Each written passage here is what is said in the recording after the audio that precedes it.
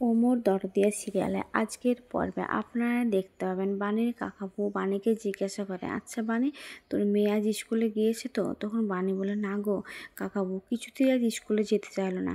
মেয়েটার হয়তো ওই স্কুলটা পছন্দ না, কিন্তু কি করবো বলো, ওর মনটা সে বড় স্কুলে পড়ে আছে। তখন বাণী বলে যে, যাক আজ জানি তো কী হয়েছে, দেখবো সামনের দিন চেষ্টা করে। তখন ওর কাকাবাবু বলে, হ্যাঁ আস্তে আস্তে ঠিক দেখবি চলে যাবে ওই স্কুলে।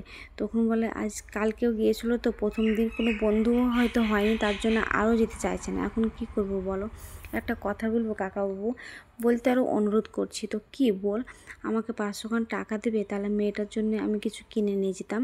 তখন ওর কাকাবাবু বলে, 500 খান টাকা বলছিস কেন রে? তোর তো 2000 টাকা প্রাপ্য, তুই তো এই হোটেলে আমার অন্নপূর্ণা, নিয়ে 2000 টাকা। তখন বলে, না গো 2000 টাকা লাগবে না। তখন বলে, না না তুই 2000 টাকায় রাখ। তখন ও 2000 টাকাটা নেয় আর 500 টাকাটা কাকাবাবুকে ফেরত দেয়। তখন বলে, কেন টাকাটা দিচ্ছিস আমাকে? তুমি এই 500 টাকাটা দিয়ে একটা ফতুয়া কিনে নেবে। আমার তো বাবা নেই, আমার বাবা থাকলে তো আমি ঠিক দিতাম কিনে, তুমি তোমার বাবারই মতো নাকি? তখন ওর কাকাবাবু বলে, সত্যি তুই মা অন্নপূর্ণা রে, তোর মনটা এত বড়, তারপরও যে কেন তোর এত বড় কষ্ট, একদিন দেখবি তোর মেয়ে তো সব স্বপ্ন পূরণ করবে, এসব বলে। অন্যদিকে দেখা যায় যে অরিন্দম যায় স্কুলে তানিয়াকে আনতে, আর ঠিক তখনই ওখানে মৌলি আর মৌলির ঠাম্মিও পৌঁছে যায় আর দেখতে পায় অরিন্দমকে। তখন মৌলি বলে, দেখছো ঠাম্মি? তখন অরিন্দম, আমি যাই ওকে কিছু একটা শুনিয়ে দিয়ে আসি। তখন ঠাম্মি বলে, না যেতে হবে না, চুপচাপ এখানে দাঁড়িয়ে দেখো কী হচ্ছে আর কী হচ্ছে না। এদিকে অরিন্দম ভেতরে ঢুকলেই ওখানে তানিয়া বসে থাকে। তখন বন্ধু বলে জড়িয়ে ধরে। তখন অরিন্দম বলে, কী ব্যাপার তানিয়া, এখনও তো আধ ঘন্টা হয়নি তুমি এখানে?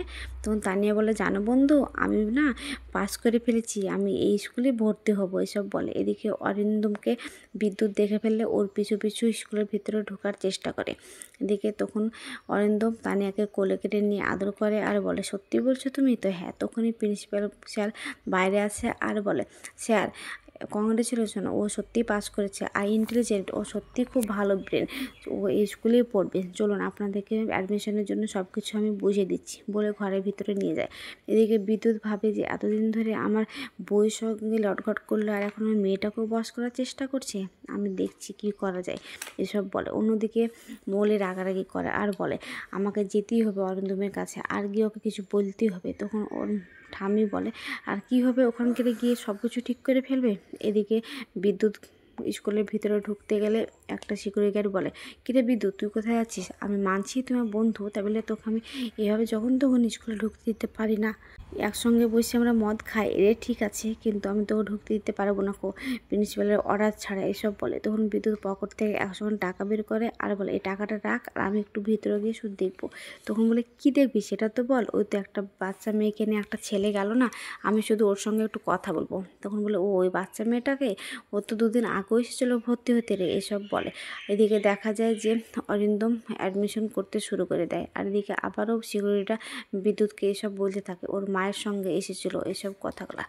অন্যদিকে দেখা যায় যে ওকে ভর্তি করাতে গিয়ে ও ভাবে সব কিছু তো ঠিক আছে, সব কিছু তো লিখলাম, কিন্তু গার্জেন নেম কার লিখবো? তখন অরিন্দম ভাবতে থাকে তানিয়ার কথা, যে তানিয়া আমাকে কতটা বিশ্বাস করে, আমি ওর সর্বশ্রেষ্ঠ বন্ধু, এইসব ভাবতে থাকে। তখন অরিন্দম বলে, আজ থেকে তুমি এই স্কুলে পড়াশোনা করবে, আর আমি তোমার সব কিছু দায়িত্ব নিলাম। তখন ও গার্জেনের কাছে ওর নামটা লিখে দেয়, আর তখন প্রিন্সিপাল কলিং বেল বেজে সিকিউরিটিকে ডাকে আর বলে, তুমি ওদের জন্য বই আর ড্রেস নিয়ে এসো। আর তখন বই আর ড্রেস নিয়ে এসে দেখে যে গার্জেনের জায়গায় অরিন্দমের নামটা লিখে দিয়েছে। তখন সেখান থেকে চলে যায়। আর এদিকে অরিন্দম বলে যে কি, যে থ্যাংক ইউ স্যার, হ্যাঁ আমি আপনাদের টাকাটা আপনাদের অ্যাকাউন্টে দিয়ে দিচ্ছি। তখন বলে, ঠিক আছে, বলে সেখান থেকে ওরা দুজনে বেরিয়ে চলে যায়। এদিকে মৌলি বলে, ঠাম্মি একটা কথা বলি, তোমার না এখানকার চুপচাপ দাঁড়িয়ে থাকা প্ল্যানটা আমার একদম ভালো লাগছে না গো। এদিকে অরিন্দম তানিয়াকে বলে, তানিয়া তুমি এবার খুশি তো? তো হ্যাঁ। তখন তানিয়া বলে, এবার আমরা বাড়ি গিয়ে মাকে বলবো। তখন অরিন্দম বলে, হ্যাঁ বলবে তো, কিন্তু আমাদের তার আগে একটা কাজ আছে, কাজটা সেরেই কিন্তু আমরা বাড়ি যাবো। ঠিক আছে, বলে সেখান থেকে বেরিয়ে যায়। এদিকে নয়নতারা বলে, দেখছো আর কত আদিক্ষেতা, মেয়েটাকে নিয়ে চলে গেল, আর তুমি যদি বলতে তাহলে তোমার কথা সব বিশ্বাস করতো, যে তুমি ওর সঙ্গে মিশবে না, তোমাকে বলতে ভালো মানুষের মতো, ঠিক আছে মিশবো না তাই বলতো। তার থেকে একটা কাজ করি, চলো যাকে বললে কাজ হবে আমরা তাকে গিয়ে বলি। বলে দেখা যায় যে ওর মায়ের কাছে চলে গেছে, অরিন্দমের মায়ের কাছে। আর ওখানে যে ঘরে বেল বাজায়, আর তখন বলে কে, আমি। বলে ঠিক আছে ভেতরে এসো। মাসিমা আর মৌলি, বাবা মাসিমা আপনি তো উপরে আসতে ভুলেই গেছেন। তখন নয়নতারা বলে কি করব বলো, বাইরের দিকে তো এমনভাবে নজর দিতে হচ্ছে যে ঘরের নজরটা দিতেই পারছি না। তখন অরিন্দমের মা বলে কি বলছেন আপনি এসব? তো হ্যাঁ, এই যে অরিন্দম যে বাড়াবাড়ি করছে তানিয়া আর বাণীকে নিয়ে, আমার তো একদমই ভালো লাগছে না। আর যে আমার নাতনিটার জন্যই তো আমাকে সব কিছু করতে হচ্ছে, এখন আমি কি করব বলুন। তখন মৌলি যায় আর বলে আন্টি একটা কথা বলি, আমার কিন্তু একদম ভালো লাগছে না অরিন্দমের ব্যবহার। তোমাকে কোনটা বলবো আর কোনটা বাদ দেবো তুমি বলো। এই যে ওকে নিয়ে চলে যাচ্ছে, আমাকে নিয়ে গেল চা খাওয়ার জন্য, আর ওখানকার যায় দাঁড়িয়ে থেকে বাণীকে রাস্তা দেখতে পেলো, সেখান থেকে নেমে আমাকে রেখে চলে গেল। আমি অন্যর অটো ধরে রাগ করে বাড়িতে ফিরে চলে আসলাম। এদিকে নয়নতারা বলে কোনটা বাদ দিয়ে কোনটা বলবো বলো, অনেক কিছু করেছে তো, তুমি তো হুইল চেয়ারে বসে থাকো তাই কিছু বুঝতে পারো না।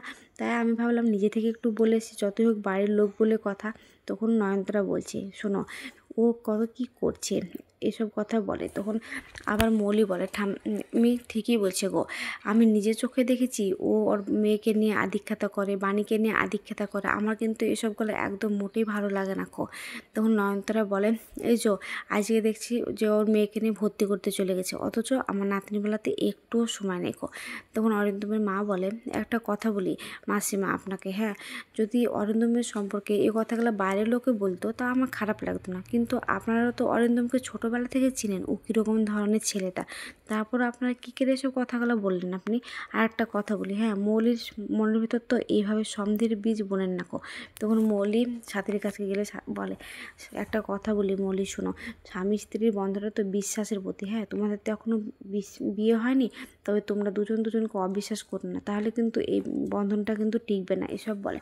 আর তখন সাথী নয়নতারাকে বলে মাসিমা একটা কথা বলে আপনাকে, আপনি তো এইভাবে মৌলির মাথাটাকে খেন না। তখন নয়নতারা মনে মনে বলে এই মৌলির দাদু আমার ইমেজটা এবার এমন করে রেখেছে যে কেউ আমাকে বিশ্বাস করে না গো।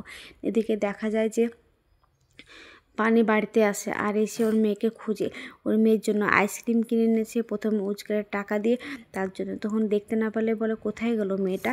এদিকে আবারও অরিন্দমের মা মৌলিকে আর সাথীকে বলে শোনো একটা কথা বলি, তোমরা এইভাবে অবিশ্বাস করে আমাকে বলতে এসো না। আর রইলো বাকি বাড়ির মেয়ের ভর্তি করাটা, আমি তো অনেক আগেই ওদেরকে বলেছি গো যে তানিয়াকে একটা ভালো স্কুলে ভর্তি করতে। আর শুধু আমি একা বলিনি, পিনাকিদা বলেছে, তোমার মা বলেছে, তোমার দাদু বলেছে, সবাই তো বলেছে, তারপর ওখানে এত বড় কথা বলছো আর তোমরা। তখন ওরা বলে ঠিক আছে আসছি আন্টি, কিন্তু দেখবে এর জন্য একদিন অনেক বড় তুমি ফল ভোগ করবে, সেদিন তুমি সামলাতে পারবে না, বলে সেখান থেকে চলে যায়। যেতে গেলে দেখে যে বানিয়ে আসে বাড়ির দিকে, আর তখন বলে দাঁড়াও কোথায় যাচ্ছ। তো তানিয়াকে ডাকতে, তানিয়া তো ওইদিকে নাই, তাই ভাবছি যদি ঘরের ভিতরে থাকে তাই আনতে যাচ্ছি। তখন বলে ঘরের ভিতরে মানে, অভিনয়টা তো খুব ভালোই জানো, মুখ দেখে তো একটু বোঝা যায় না, মিষ্টি করে অভিনয় করে চলে এসো তুমি এখানে। তখন বাণী বলে মানে কি বলছেন আপনি এসব, আমি কিছুই বুঝতে পারছি না গো। তখন মৌলি বলে যে ঠাম্মি ওকে পারবে না, তুমি চলো তো। তখন ওর ঠাম্মি বলে তুমি যাও শোনা, তুমি ফ্রেশ হও গা, আমি আসছি। তখন মৌলি সেখান থেকে চলে গেলে নয়নতারা বলেন ওর জন্য তোমার একটু অসুবিধা হচ্ছিলো না, অসুবিধা হবারই তো কথা, ক্লিয়ার করে বলতে পারছিলে না, এবার বলো যে তুমি জানো না যে তোমার মেয়ে কোথায় গিয়েছে, তা মেয়েকে লেলিয়ে দিয়েছো, তারপরে আবার কোথায় গিয়েছে তাই বলে আমার সামনে গল্প মারছো। আর যাই হোক না কেন সবার কাছে ভালো মানুষ সাজতে হবে, কিন্তু আমার কাছে না। তখন বাণী বলে শুনুন আমাকে সবাই এবারটা আটকে রেখেছে বলে আমি আটকে আছি। তখন বলে আর অরিন্দম আটকায়নি তোমাকে।